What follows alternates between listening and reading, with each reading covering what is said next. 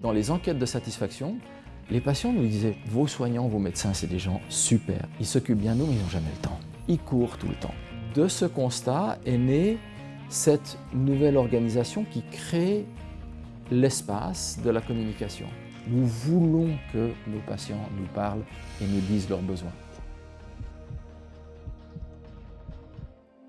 À la pointe des dernières avancées médicales, les HUG cherchent à concilier progrès technologiques et relations humaines.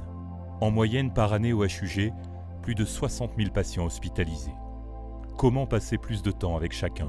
Comment se recentrer sur chaque besoin et améliorer la qualité de chaque prise en soin? Le projet Plus de temps pour les patients a pour objectif de renforcer la communication entre le patient et le soignant, mais aussi entre les professionnels de santé. La visite médicale, qui réunit aujourd'hui médecins et soignants, représente un moment clé dans la journée du patient, un temps d'échange et de dialogue à protéger. Le projet permet de protéger le temps patient au niveau des interruptions. On a favorisé le travail au plus près du patient, c'est-à-dire que dès qu'il y a une communication, une interaction avec le patient, elle se passe dans la chambre du patient. Et donc, à ce moment-là, autour de l'unité, il y a un rôle de protection, une personne qui est infirmière dans cette unité. Et cette personne, par exemple, dirige les transporteurs, oriente les familles, répond au téléphone. Et d'une façon assez simple, les collaborateurs ne sont pas dérangés pendant la visite médicale. Une fois qu'on rentre, d'abord on se protège, on met à l'entrée un panneau qui dit « visite médicale en cours », ne pas déranger sauf urgence, par exemple s'il y a un téléphone urgent qui arrive au secrétariat.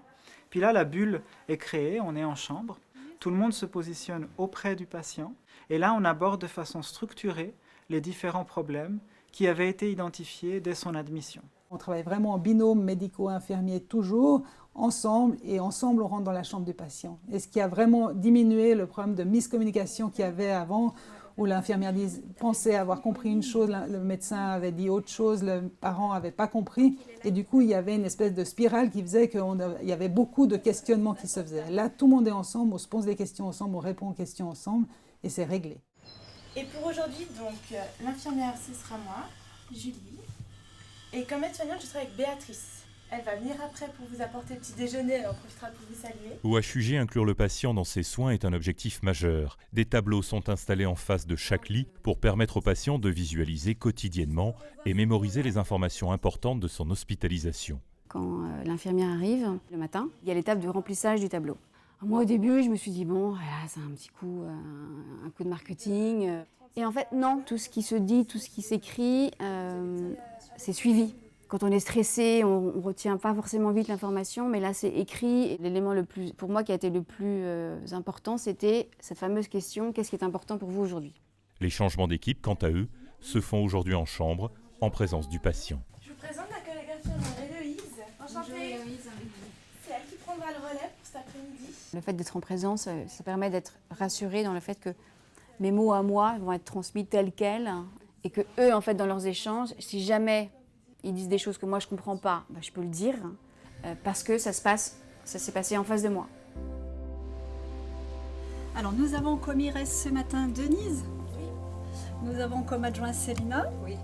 On a en PP Christelle, c'est moi. Chef de clinique Diane. La communication entre médecins, aides-soignants et infirmiers est aussi un élément essentiel pour assurer la meilleure prise en soin possible. Chaque demi-journée commence par une courte réunion des équipes, au complet, afin de mieux coordonner le travail de chacun. Chaque professionnel vient retirer une information ou bien vient en apporter une. On a des informations d'ordre collectif, c'est-à-dire le nombre de patients, la prochaine entrée, dans quelle chambre elle va se dérouler. Et puis, on réunit ces binômes médicaux, infirmiers ensemble. Donc, c'est un moment, bref, bien maîtrisé, qui est soutenu par un tableau sur lequel cette information est remise à jour au moins 2 fois dans la journée et qui est finalement notre point de ralliement pour l'unité. Merci. Vraiment, j'ai eu l'impression qu'il y avait un dialogue qui était permanent. J'ai pas l'impression qu'à un moment donné, il soit pas disponible pour nous. Vraiment, j'ai eu l'impression qu'il y avait vraiment une communication qui était efficace dans le service.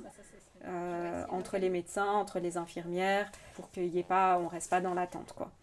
13 ont un haut sentiment d'inclusion et 2 ont un sentiment d'inclusion modéré. Et quant à leur satisfaction, les 15 étaient très satisfaits. On a mis en place une mesure de la satisfaction tous les jours.